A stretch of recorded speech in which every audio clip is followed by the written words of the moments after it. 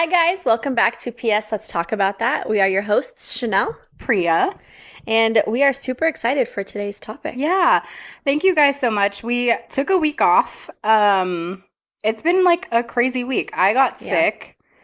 Both my girlies got sick. Both your girlies got sick. I kind of lost my voice a little bit. And it's been really, really rainy, Yeah. which is like not the best in Los Angeles. When it's heavy rains, it is a little bit problematic. I know people make fun of like LA people not being able to handle rain, but you guys, it's different here. Like our streets are I'm like, it makes sense. No, our streets aren't actually like built to We weren't made withstand for that this. kind of rain.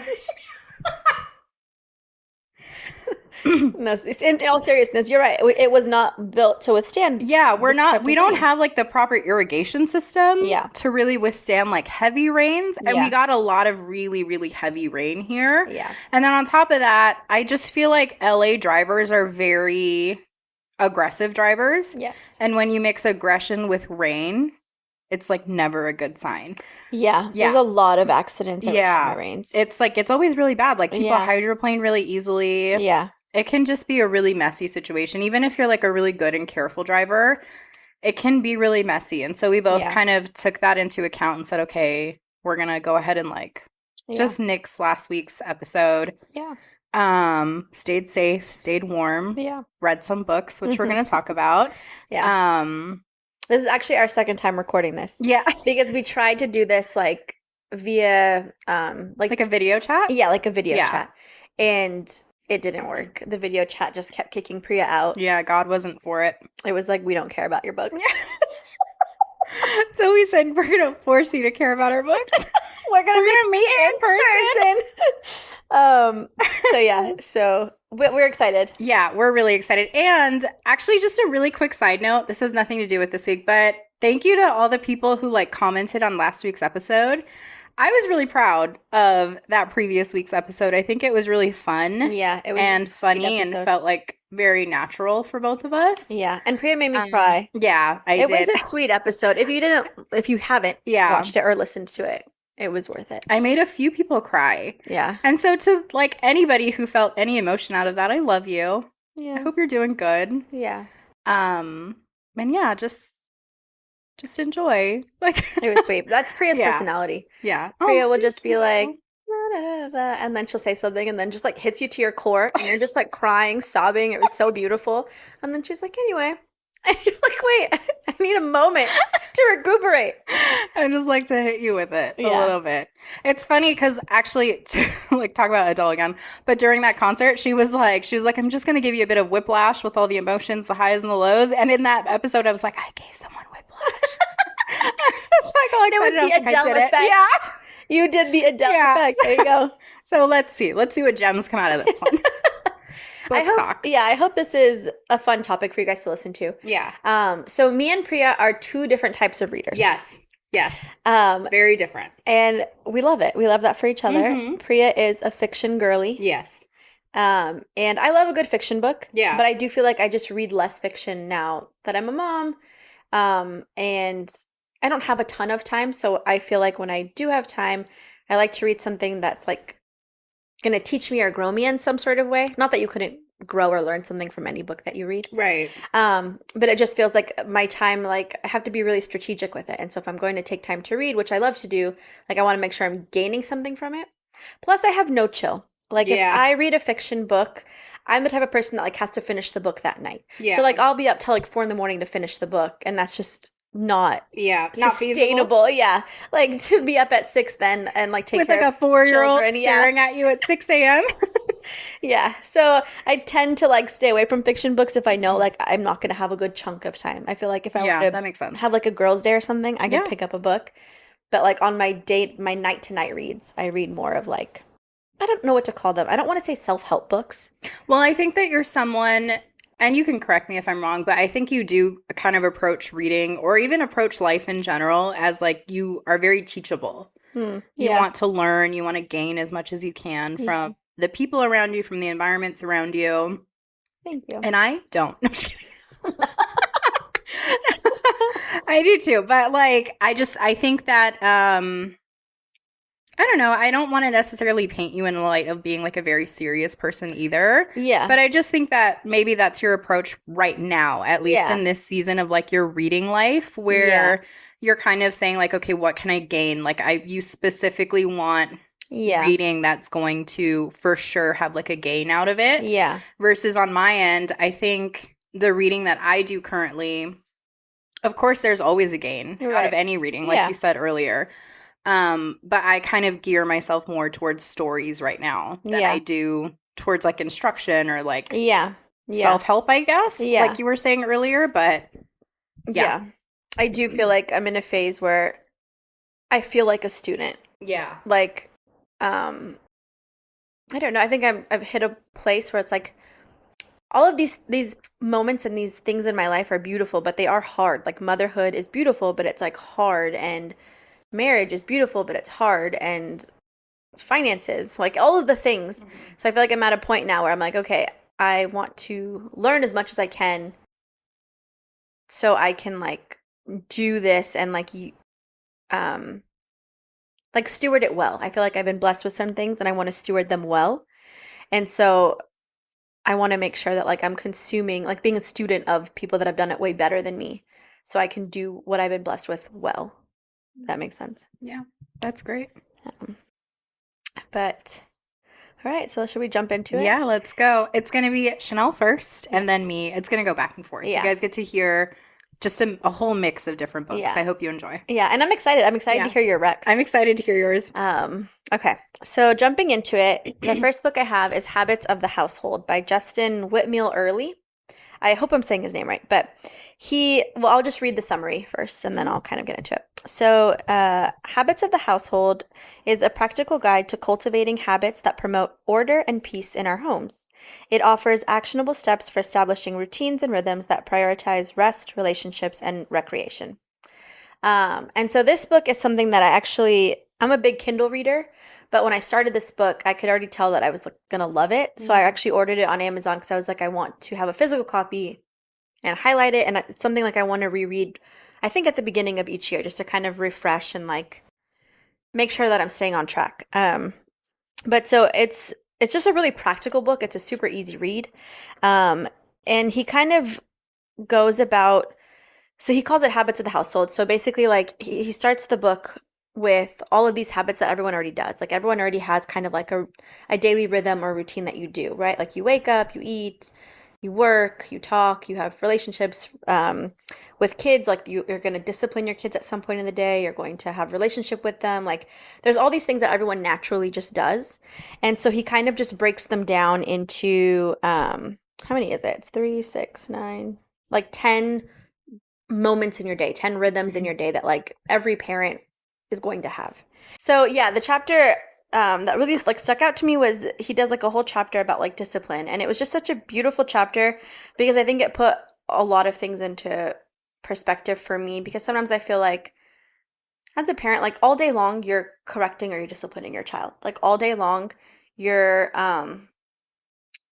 yeah, and sometimes it just gets like overwhelming or frustrating, or it just feels like super redundant, and like you kind of don't do it well anymore. You just kind of start snapping. And the book was just so cool because he just like paints such a cool picture of like the relationship that God has with us, and how no matter how many times we mess up or what we do, like God is always there with like a loving hand to correct us. And like that is what our children need. Like our children are there for. Like our literal job is to train them and correct them and like grow them into disciples of Jesus.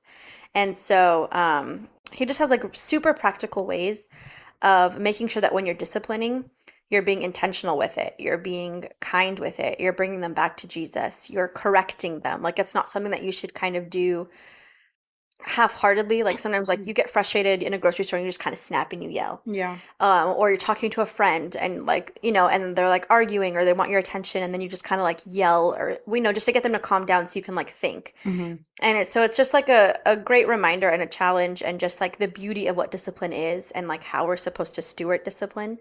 So anyway, the whole book is just like jam-packed with like knowledge just about practical things that you do in your day to day that if you do them well, like could actually make like a huge impact in your life, in your family's life, in your family culture. Um, and just like what kind of home you want to be. Like what do you like you set the tone of your house. And so like when people come in, are they going to see like a chaotic home? Are they going to see, like there's just so much that happens in your home. And not that like it should be for show, but it's just like you're really um, if you're doing all these things intentionally, not just like letting them happen to you and you react, but if you're like proactive in all these areas that you're going to do anyway, but if you like think about them ahead of time and you like put meaning into them, it's just you can create like a beautiful culture in your home. And so I really loved this book. I love that. Yeah. I love the intentionality of that. Yeah. He's awesome. I think he's a lawyer and he's written a couple other books that I really want to read too, but he just like writes in a way that's like so easy to read. Like sometimes when you read self-help books, like it's just a lot of meaty information and it's kind of boring. Yeah. And so I just loved this book because it was super easy to read and like it just felt like chatting with somebody that just had a lot of knowledge. That's awesome. Yeah. Very cool. Yeah. And so Priya. Yes. Your number one. My number one is A Man Called Uva, and it's written by Frederick Bachman. Mm-hmm. So the summary is, a heart condition has forced Uva, a 59-year-old widower, into early retirement. Now lacking purpose and overwhelmed by grief for his late wife, Uva finds himself contemplating suicide.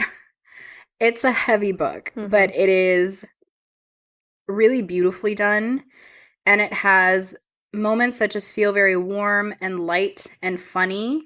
And it can kind of remind you that even in the midst of such serious emotions, you can still have like humor. There's still moments that are just like funny and that like we all experience in our everyday moments. But I think what I love about this book so much is just that reminder of how important human connection is and how important love is.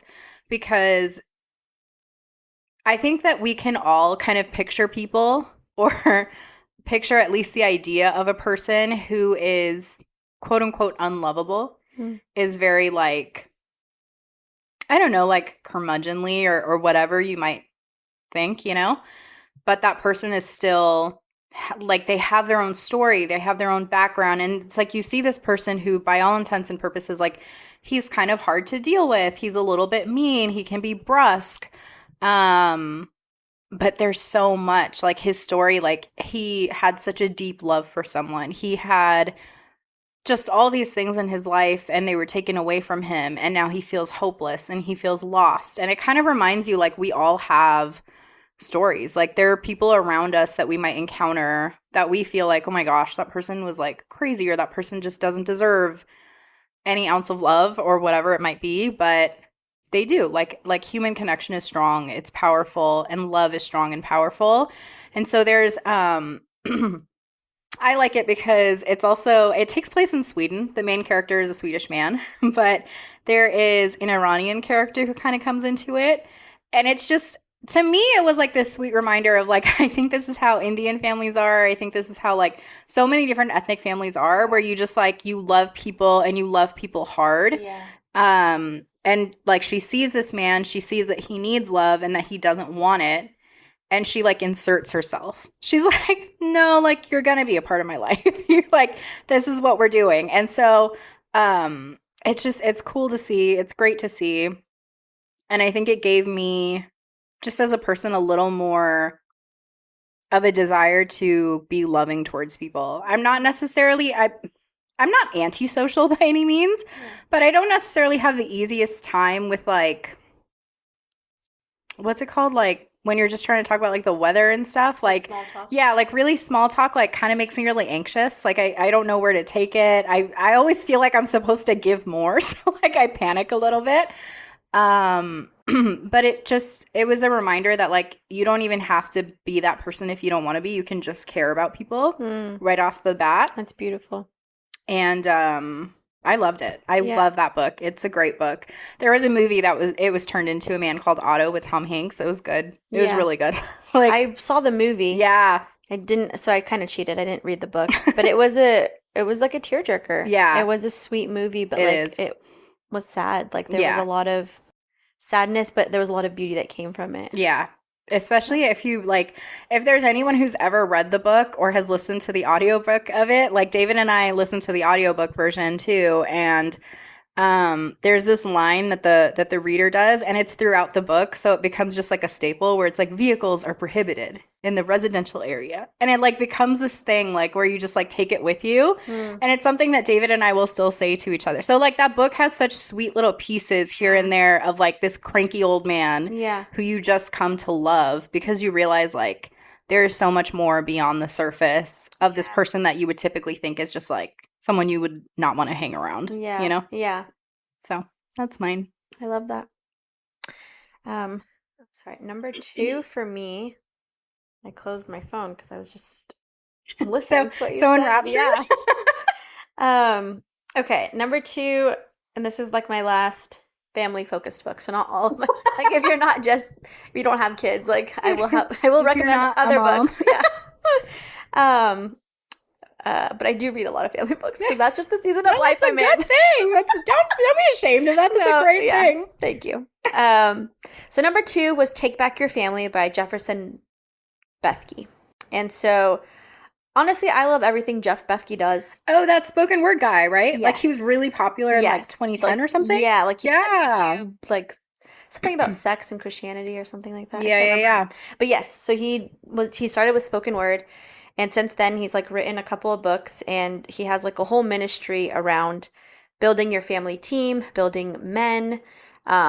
He's just like really leans into families, and I love it. He had this podcast I listened to like religiously until he stopped. Like I love everything he does. I just feel like he has such a refreshing take on families and like children and the purpose of it, and I don't know, he just like puts a lot of like beauty in it. Mm-hmm. And it's just nice because sometimes like it feels like, I don't know, like I said, parenthood and all of this, it's like you're in the trenches. Like right now you're in the trenches, but you have to kind of like realize the beauty of that and realize like beyond that, like there's so much that you can do in the trenches that are gonna like build your family into something. Like I don't know, he just has like such a beautiful way of putting that. So this book, Take Back Your Family, it says the West's multi-century experiment with the nuclear family has failed. Its toxic hyper-individualism has left us with an unprecedented number of broken homes and rampant confusion over what a family is supposed to be. Jefferson Bethke delivers the solution we've been seeking, a plan for taking back our families from the modern myth that has delivered us a vision for returning to the life-giving biblical model of multi-generational teams. Bethke uncovers the historic events that lead to our obsession with the nuclear family, then exposes the devastating effects of our current me culture. Mm-hmm. And now writing from the visceral perspective, I hope I said that right, of a father with 3 young children, he shares the values and strategies he and his family lean on their quest to live as a community bonded by a shared mission, committed to mutually growing and thriving together. So this book was just really cool. It talks a lot about like the West's nuclear family and like what that looks like and how that was created. Like spoiler alert, it was. And just kind of how like family was actually modeled in the Bible and how it was modeled and like how to live multi-generationally with like that in mind, and how to honor your elders and how to build your family up and your young children up in a way that like you're viewing everything multi-generationally. Like it's not just about me, it's not just about the individual child, it's not like about everyone in the family like is just pursuing themselves and like you just kind of happen to all live together. But it's like you're pursuing life together with like the family as a team in mind. Like your family is your team, and so every member on the team has a role and has a purpose, and like your team is not complete without everybody on it. And so it's just like, again, a really cool book and a really cool way of looking at families and how to do family like in a biblical way and in a way that's like uplifting and not just like, oh, your kids are a burden, or oh, once you get through this season, then you get your me time back, or you like, there's just a lot of like things I think as a Western culture we value. And I don't think multi-generational families are something that we as a culture value a ton. So he just does a really good job of like explaining the history behind that and explaining like the biblical model and just explaining like real life examples of like things that him and his family have done and have seen done and like some of the stories from their mission, like their ministry. And just again, also super practical tips like how to pray for your children. And so again, just a really good book, and anything honestly that he does is really good. But yeah. That's cool. Yeah. I love that. I love thinking of like a multi-generational family. Yeah. That's such a beautiful thought. Yeah. That how you live impacts literally not just you Yeah.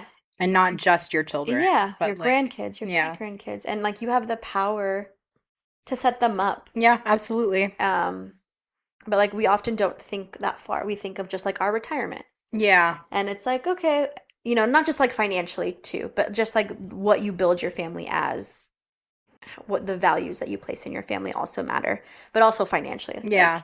Like we very much think of our society as like, okay, I'm going to invest and do all these things so when I retire I'm comfortable. Mm-hmm. And then you often hear even like millionaires be like, oh, I'm not giving my kids anything, like I want them to work for it, and yeah. I want them to, and I think I understand why people say that. Yeah.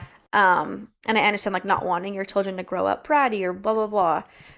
But also it's like, well, if you are really intentional and you raise them in a way where like money or like all your family values are instilled in your children, Yeah. then like who better than to give your fortune to than your children so they can continue building A like legacy. a legacy. Yeah.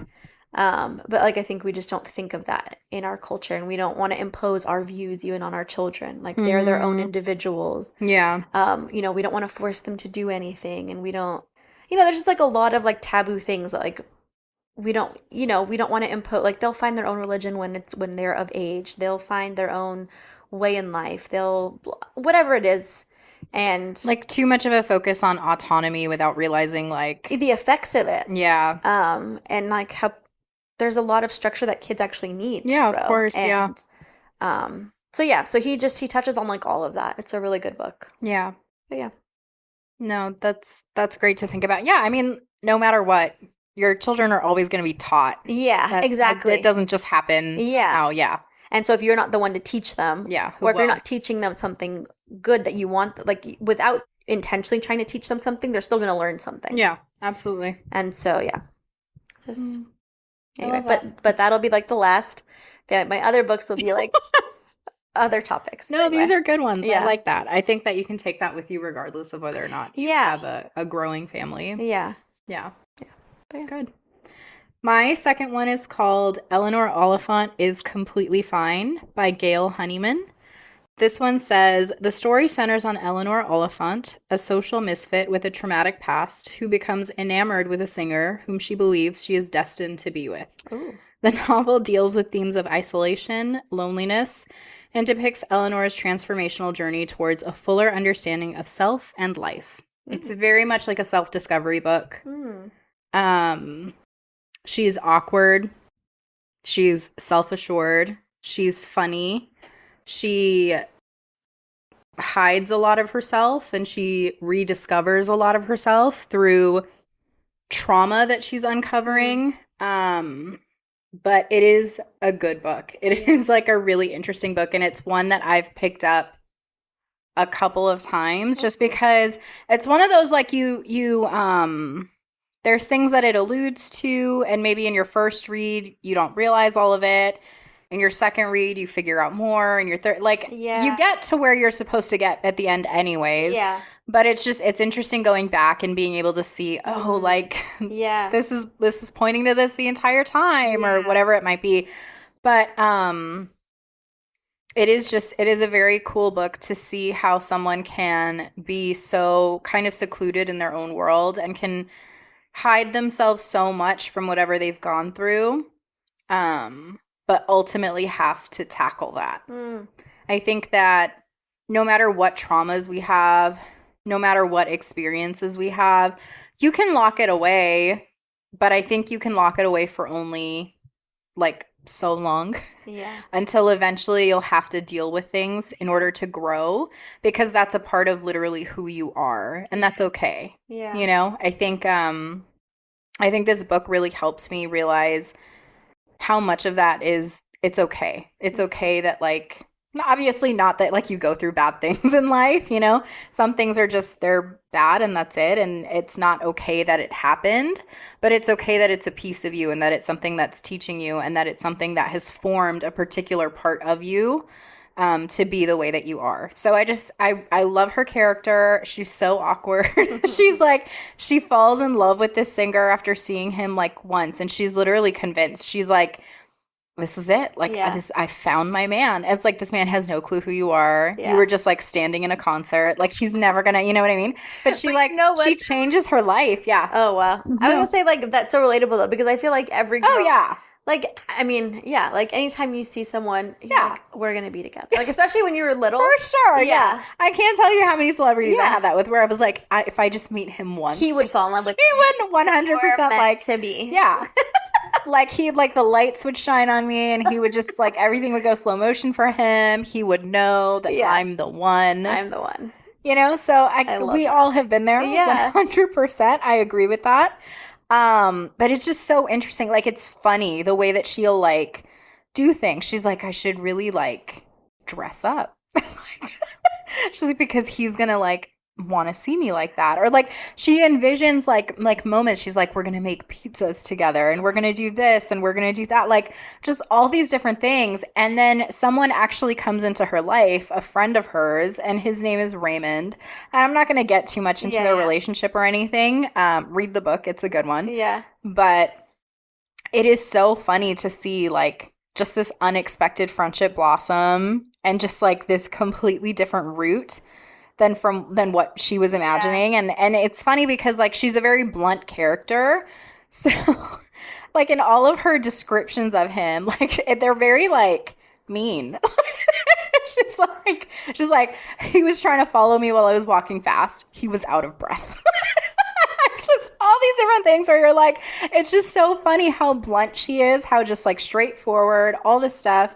But he like tackles that. He's like, we're going to be friends. He's like, keep like just, and it's never like, it's not something on his part where he's like, oh, like I'll make you see. It's never anything like that. He just keeps talking to her. Yeah. And it's like beautiful. It's beautiful to see the way that friendship comes about and how it changes her and how it transforms her. And yeah, I love it. I love seeing her transformation. It is such a good book. That sounds like a sweet book. Yeah, it's good. It's like traumatic. I'm not going to lie to you. There's like a lot in there where you're like, oh, I don't want you to like read it thinking it's going to be like just all sweet and then be like, Bria, why did you make me read this book? I feel like that would be you. Yeah, I feel like you would yell at me after. Yeah. Because I see the beauty in things too much. Yeah, and I'm like, this is so sweet. Yeah. But like, it's good. I honestly, genuinely love that book. It was an excellent read. I enjoyed it. What was it called again? It's called Eleanor Oliphant is Completely Fine. Okay. And I listened to it as an audio version too. I listen to a lot of my things as audiobooks because I do a lot of different things, and it's nice to just like have that in the background. And we talked about this in our first recording, and I actually want to mention it one more time. Yeah. But I understand that reading is a luxury. It really is. I feel like people don't like think of it that way, but it is. Being able to buy books, being able to do all this stuff, it is 100% a luxury. Yeah. But I will say, look into Libby. That's like a Los Angeles Public Library app that they allow you to rent books through. It's the same as like going to a public library. You literally get to rent like Kindle versions, PDF versions, audiobook versions. Like a lot of the books that I've read are actually available now on Libby. I was reading them through Audible for a really long time. And then when I found this, I was like, oh, that's great. Yeah. So I found like a lot of books and they're free. It's easy. So if that's something you want to get into, definitely look into that. A really cool resource. Yeah. Thank you for saying that. Yeah. Love that. All right. Number 3. Okay. So number 3 is everybody. Tell me your childless one. Yeah. Okay. So this one, Everybody Always by Bob Goff. So Everybody Always is an inspiring book about loving others like Jesus does. It challenges readers to choose love in every situation and treat everyone with kindness, even the difficult people. So I love this like book. A man called Uva. Yeah. So yeah, actually, it's the same theme. Yeah. Bob Goff is just such an amazing writer. He's so whimsical and he's so goofy. and I could listen to his stories for days. I love that. So this book, it's like a collection of stories. Each chapter is like a different story. So he kind of just like shares a lot of stories and things that he's gone through in life, and they all pertain to like kind of how he chooses love in those situations and like what God did out of that. And some of them like you might not even see the fruit of. Yeah. But just like going out of your way to like love somebody. Like there's this one story that he had. I think he was in college and he had this like old truck or something. And I think he forgot it unlocked, or maybe the locks didn't work. I can't remember. But he parked it outside. He went into his house or his whatever. And he woke up the next morning to like go to school or work or wherever he was going. And there was a homeless man sleeping in his car. And so he just like, I think knocked and kind of like gently woke the man up. And like, I don't think they said a word to each other. But he was just like kind enough to this man that this man kept coming back. And I think for a whole year, he just let this man sleep in his car. So every night he would leave it unlocked. And then every morning, like the man would either be gone or he would wake up and say hello to him. And then he would get out of his car. Bob would sit in his car and then drive off to work. And he he didn't have to do much, but instead of like being upset or locking your car or calling the police, like he was just like, this man obviously needed a place to sleep last night. Like, why not let him sleep in my car? So like every day for a year, the man just came and slept in his car. And so the whole book is just, it's such a good book. It's a super easy read too. Each chapter is just like a different story. And he's just such a cool guy, like just so whimsical, so big with his love. And just such a cool example, and it's just such a like fun book. Like it's so encouraging. It makes you want to go out and like just do good deeds. Like it's just such a sweet book. I love that. Yeah, that was very sweet. It's such a cute book. Yeah, I really, really loved that story. Yeah. That was very, very sweet. Yeah. And you used good words, whimsible. Yeah. As soon as you said it, I was like, I'll read it. Yeah. Like you could just feel it in his energy and his writing. That's cool. Yeah. But yeah, I love that. My third one is Pachinko. It's by Min-jin Lee. Pachinko is an epic historical fiction novel following a Korean family who immigrates to Japan. The story features an ensemble of characters who encounter racism, discrimination, stereotyping, and other aspects of the 20th century Korean experience of Japan. It's such a fascinating story. Yeah. It spans, I think, like 3 generations that you get to see. Wow. It's a long work. It is just really well done. And every single story, like, you'll have like follow-ups and it'll come back to like something that, you know, happened to this person as a teen, and like just all these different things. It is so interesting to see how this family survives and how this family in some cases thrive against adversity and in other cases crumble. But it's I think it's just so interesting because it gives a perspective and a truth and a reality to history that we don't really think about. You know what I mean? Yeah. I feel like up until reading that book, I never thought about like the Korean immigrants' experience. Yeah. Do you know what I mean? Yeah. Like so far from my mind. Like, sure, I might have known about it a little bit through history, but I think stories like these are so impactful and so important, whether it's fiction or not, because it gives you just this insight that I think turns history into something that is very relatable and something that feels very real. I think sometimes you can listen to all these experiences or listen to like facts, like history, facts. Yeah, it's far removed. Everything, yes, exactly. Yeah. It's far removed enough for you to be like, yeah, okay, that's and like I'm someone, right? Like when I was in history classes, I was never as like fascinated or I was never as interested, but I feel like now I'm older. And these stories, I think, are what helped me become so much more interested in history and become so much more interested in learning about things that have happened, whether they're in my nation, whether they're in somebody else's. It's just these experiences are important because it also allows you to be able to meet someone and not necessarily, it's not like all of a sudden you're going to be like, how is your family during, you know what I mean? Like, but it gives you, I think, something where you can kind of experience an empathy or just an understanding of culture in a way that you wouldn't have before. Yeah. And I think that's really beautiful and really important, especially now you just meet so many more people. I think LA, everybody always says it's like a melting pot, But it is. but it is. Like, you Yeah. get to meet so many different people. And it's incredible if you can meet someone and have a little bit of understanding of their culture beyond like the Yeah. very superficial, Yeah. you know? But this story is beautiful. It crosses multi-generation, you know, Hmm. families. And there's someone I know actually who also read this book and gave it like a fantastic review. And she's a mom. And so she actually said that she realized like how the fierceness of a mother's love Hmm. is truly, it spans across all ethnicities, all generations, That's so all, beautiful. yeah, like all people. And she said it was just like incredible to read this story and kind of feel what this mother was feeling, or just like, I don't know, it like she was able to put herself in those shoes for a Yeah. little bit.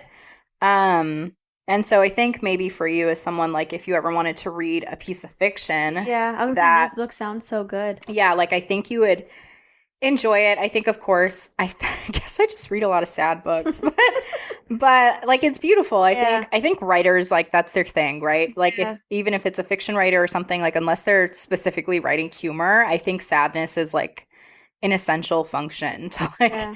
to like the human experience and to Yeah. living. And so they just, I don't know, Min Jin Lee just does a great job Hmm.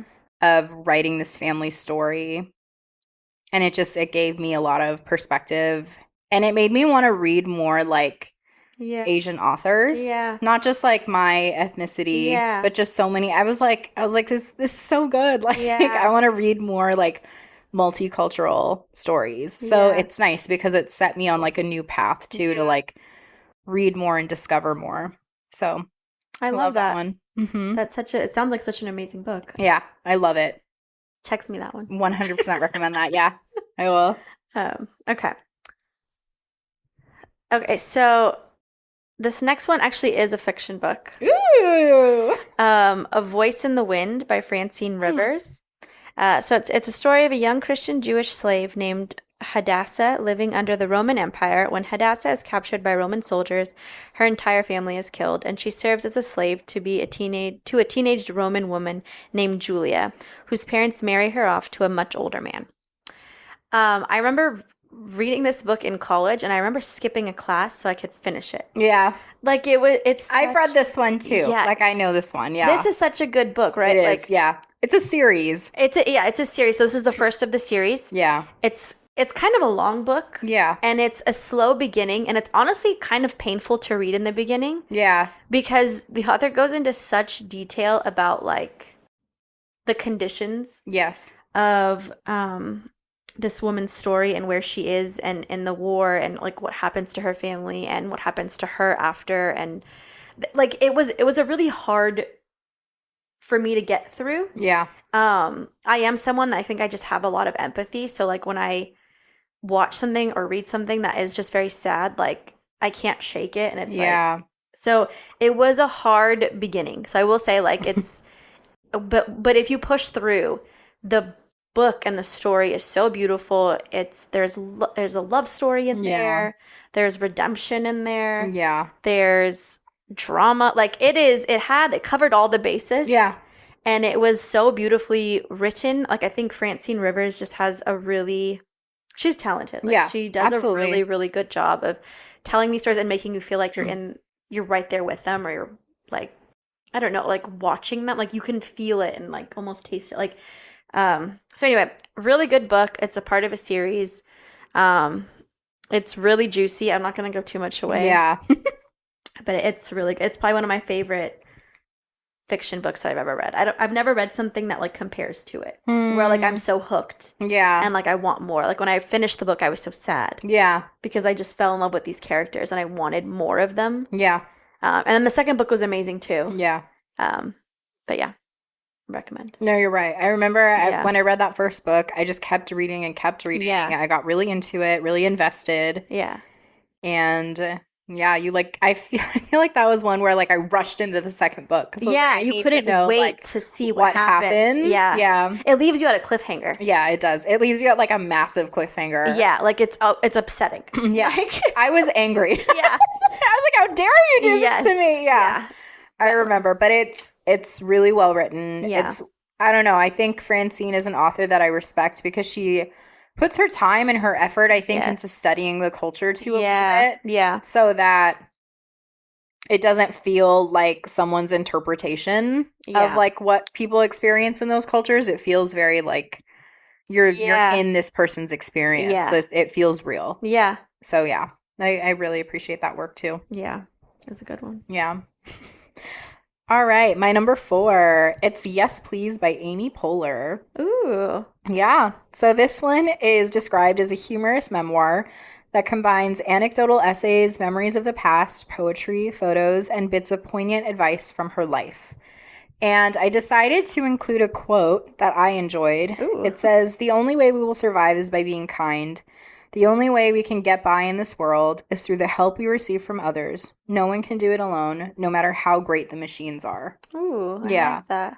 And I think that she does such a great job in her book of being funny and witty and very much herself. Like it feels like a little bit chaotic, but also has these nuggets that are just so good. Like there's just like moments of wisdom there. There's moments of, I think, female empowerment, but more like female like sisterhood and enrichment of just wanting women to stick together and wanting to be able to see other women succeed and also being so grateful for the position that you have in life where you've been able to succeed and not taking that for granted and just I don't know, like I think she does a really great job of taking this complicated task of being a woman Mm. and just explaining her point of view and doing it in a way that's witty and powerful. And I don't know, it doesn't feel like you're being talked at. Yeah. It's a good read, it's a good listen. Mm. She is the one who does the audio Oh, for her own cool. So you can audiobook, so hear you her. can like literally and it's nice. Oh. Hearing her do her own book is a really great experience too because you get like Yeah. the tone of it. You Yeah. get like all of that. And she's actually really pleasant to listen to. Yeah. I don't know. Like, I don't know if there's anybody who, like, listens to audiobooks or anything. Like, you just know, like, when you can find someone who is pleasant on the ears, it's such a nice experience. You know what I mean? No, I And get so, that, yeah. it's like, I feel like she's someone that I wouldn't have expected. I was gonna say yeah. You wouldn't Yeah. expect it, but I feel like I really enjoyed listening to her. And That's her so voice is, like, cool. really, like, pleasant to the ears when you're... That's so cool. Mhm. Does she talk about why it's called Yes Please? She does. Can you share a little bit? I'm just so curious. Well, I think I'm not going to do the quote any justice, but as from what I can remember, it's essentially saying like as a woman, like we're allowed to say yes to the opportunities, and when we're saying please, it's not because we're asking for permission. Mm. And so I think like that's the point of her book. It's not necessarily a please that takes away like your authority as a woman. But it just kind of invokes like your hunger for it or your desire for it, like whatever it might be. And so like I think she applies yes please to so many different areas of her life. But that's probably the most generic I think that I can provide. That's so without cool. getting too into it. Yeah, but I enjoyed it. Okay. Yeah. And I think like sometimes with certain comedians and things like their books can like be like hit or miss. Like I actually read like Mindy Kaling's first one and I didn't enjoy it. Oh, really? Yeah. So like this one I went into it a little bit kind of like Yeah. we'll see. Like I think it's hard when anybody writes like I guess like an autobiography. It's kind of like one, you know? Yeah. Because you're just like are you really that great that you need to write a book about yourself? Yeah. But she does a great job. It really doesn't feel like she's like talking herself up. I think she's just giving her experiences and That's so really just cool. trying to talk about women at the end of it, which is really cool. I like that. I like that had kind of like a theme. Yeah. That's really cool. Yeah. I like that. I loved it. Okay. So my fifth one, this is called Unreasonable Hospitality by Will Gudara. Um, and it's a memoir that explores the importance of hospitality in the restaurant industry. Huh. He shares his journey from a small town to co-founding one of the world's top restaurants, sharing insights about leadership, teamwork, and quality service. Hmm. So I am almost done with this book. I have like 4 chapters left. I have like devoured this book within like two How nights. cool. Wow. I love this book. Amazing. And I think it's like so, I don't know, it might It's sound like an out of random. left field kind of, Yeah. yeah. I Um, love those though. yeah, like the title intrigued me, Unreasonable Hospitality. Um, and so I was like, what is this? Like I didn't even read a summary. I was just like, done. I'm like, yep, in my library. But it's such a I love this book, and I think everything that he talks about in this book you can apply to any area of your life, Mm. any work that you do, literally anything. He is just so passionate about hospitality. He works in New York. He like worked his way up. It kind of talks about like his background, his family. He comes from like kind of humble beginnings and just hardworking parents. And his just like he had this amazing experience when he was, I think, in high school. His dad took him to this like, I think it was the Four Seasons restaurant. Mm-hmm. Like, just like this 5-star restaurant, like just, and he had this amazing experience, and he was so awed throughout the process, just to he felt like the most important kid in the world that day. Mm. And so he just commits his life to trying to create these experiences for people. That's beautiful. And it's such a cool book. Like you can like feel his energy through the writing. Yeah. And just his like zeal for like life and like service and hospitality. And it's just so amazing too, because there's so many things I'm learning about like what goes into becoming like a Michelin star restaurant. Mm-hmm. And so he like works at like the top Michelin, like he builds this restaurant up, and it becomes like the number one restaurant, I think, in the world or in the USA, I can't remember. Oh, it just says in the industry, but like it's in New York, and it just talks about his journey of like how he got there, how he builds this restaurant up, and just the important, like more than just the story, the importance of like everything that you do.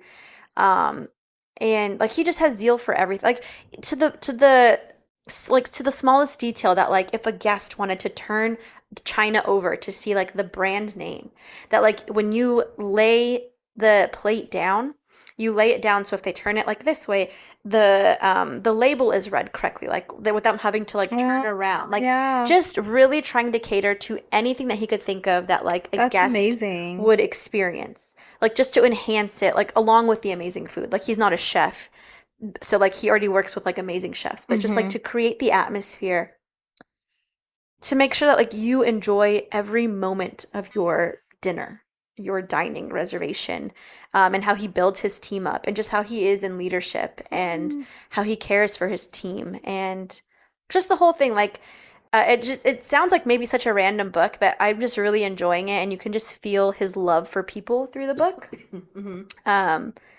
And it's just so encouraging, like to do everything with such care and to do everything with like such zeal. Like he can't wait to like serve people and like create these moments for people.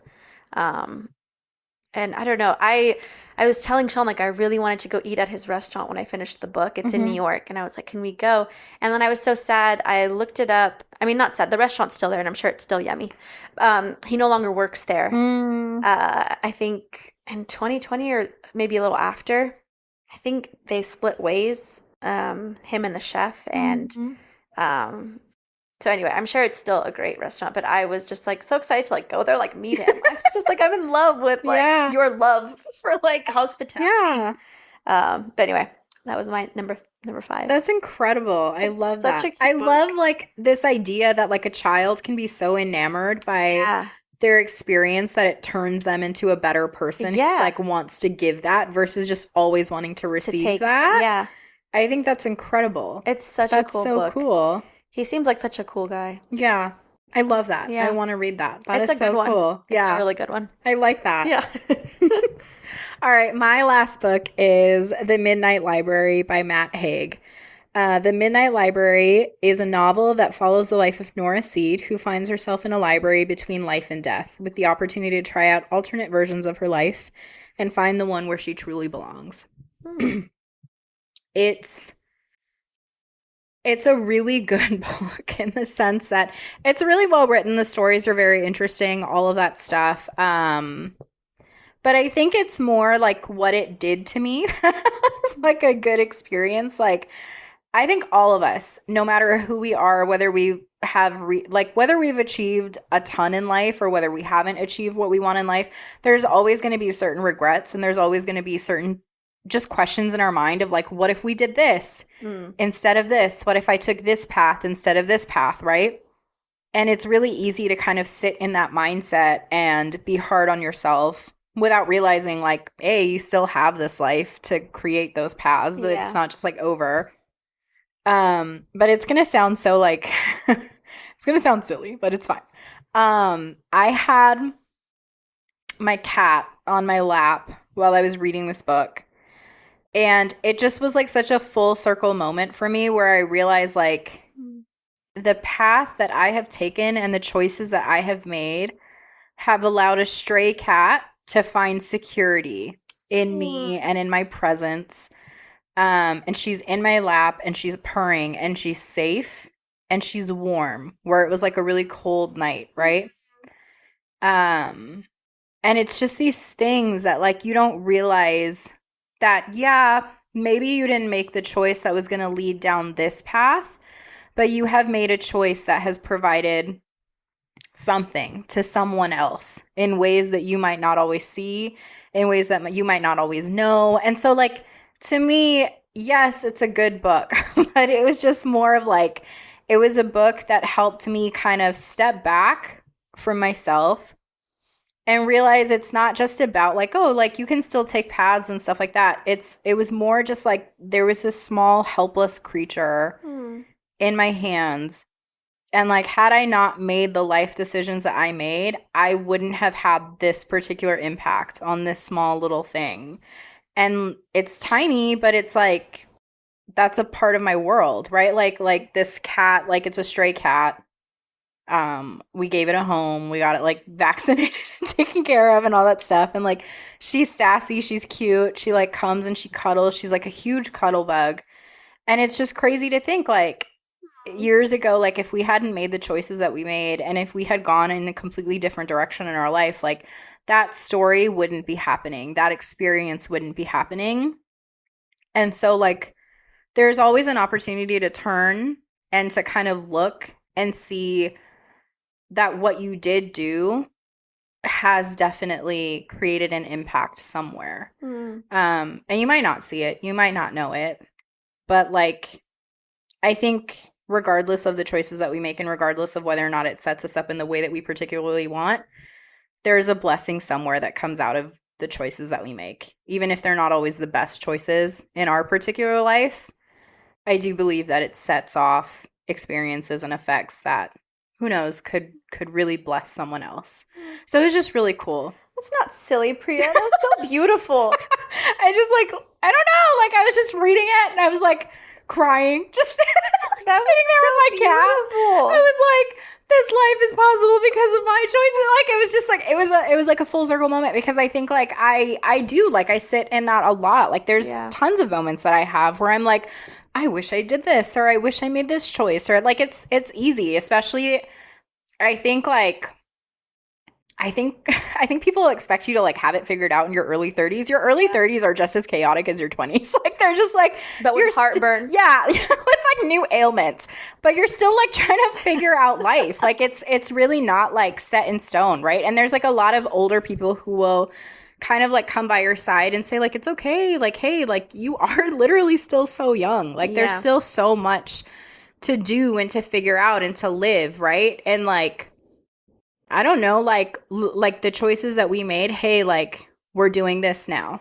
You know what I mean? Like and Yeah. that's so cool. Like I Yeah. don't know what this is going to actually like do for like the future. Like I don't know how it's going to but like I'm excited. I'm excited Yeah. to see like how these choices and leading up to this place is going to affect Yeah. other people and other things. So like when I say thank you to the people who have reached out to us from like last week's, that was like an incredible moment. Like I Yeah. didn't think like that I could do that. And so that was cool.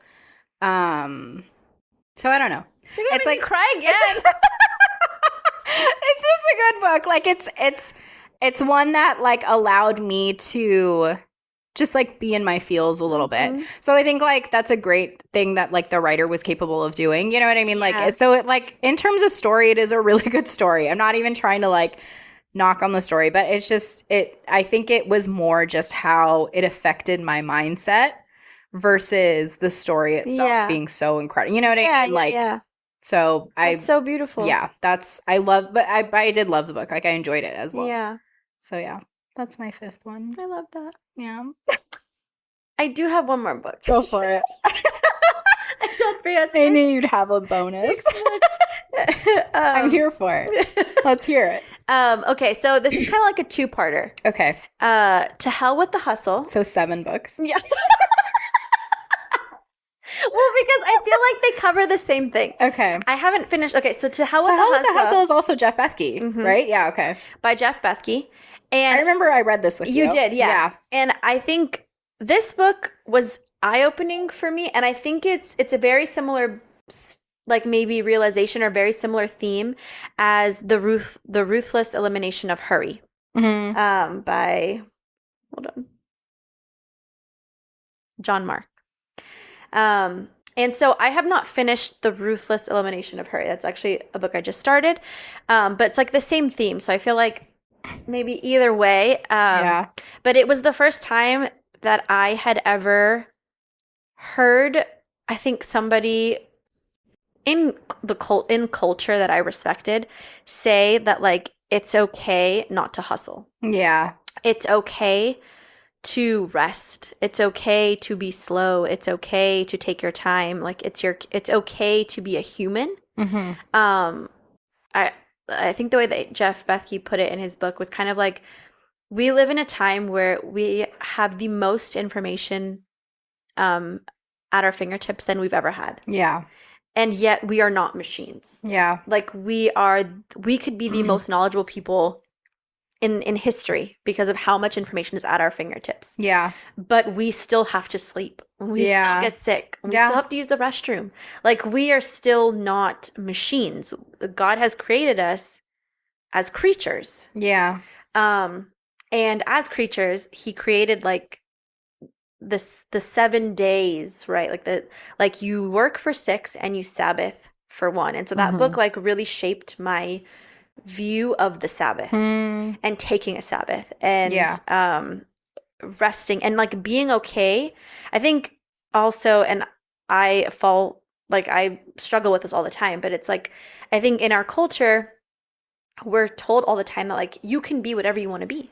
Yeah. And you could be the best at it. Yeah. And so like there's kind of this like pressure to be something. Yeah. And it's like not okay to just be like an average girl. Like I don't like not that like oh you're just like mediocre, but it's just like to find joy and purpose and meaning in your day-to-day life and that like that's important. That's enough. Right.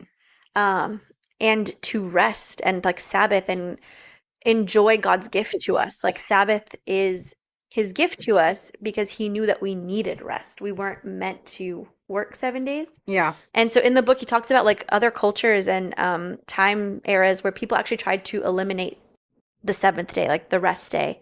And they tried to like make people work or to have separated. Yeah. Or to even have separated. So like you work 6 days. I can't remember. I think it was like I feel like it was like a German country or something. Like, don't quote me. Read the book. He does a way better job at like being a history buff. But there was like a culture where they actually tried to divide families so that way like they thought it would be more productive. So instead of like having machines turned off for a whole day, they were like, okay, let's divide. So like you work like Monday through Thursday, you take Friday off, and then you come back Saturday. And then like these people, you work Tuesday through Saturday. So that way like the machines and like work was never stopped. Yeah. And it actually like backfired on them. And so like the whole book was just amazing about how like God put in our like there's like a cadence and a rhythm to like the universe and to like the footprint that God has designed us in. And it's meant to rest. And we don't have to be everything all the time, always on, always hustling, always trying to be the best. Like, and so that was the first time I was like ever introduced to that like mindset. Hmm. And so I think that like the same theme is in the ruthless elimination of hurry. Right. And so I'm excited to like really dive into that book, but so far it's been great. And so it's kind of like the same theme. Like it's just we are always go go go, and we live in such a heightened like space Yeah. that we actually like don't function very well Yeah. because we are so overworked and over like spent and overstimulated Yeah. essentially. So yeah, I know like I went over, but No, I love it's that. just those are good books too. There's a lot of good books. Yeah. I think those are like important things to discuss. Yeah. But yeah, so we would love to hear your guys' favorite books. Like we're always looking for book recs. Yeah, I'm always Yeah. looking for a good book recommendation. Yeah. So yeah. I hope that was helpful. I hope you guys learned something or like was I hope excited you to read. like find a book Yeah. from our list that Yeah. you're like, oh, I want to read that. Out of the 11, I hope one Yeah. was like good for you. Yeah, and let us know. If Yeah. you like pick one, let us know. Yeah. Let's do a Like- book club. Tell us. I would love that. I would love to do a book club. That would be I'm so like fun. that was one of my 2024. Ooh. I want to read more. I love that. Yeah. So let's do it all together. Let's do it. So thank you guys for listening. Yeah. We Thanks, love you. guys. Love you. Bye. Bye.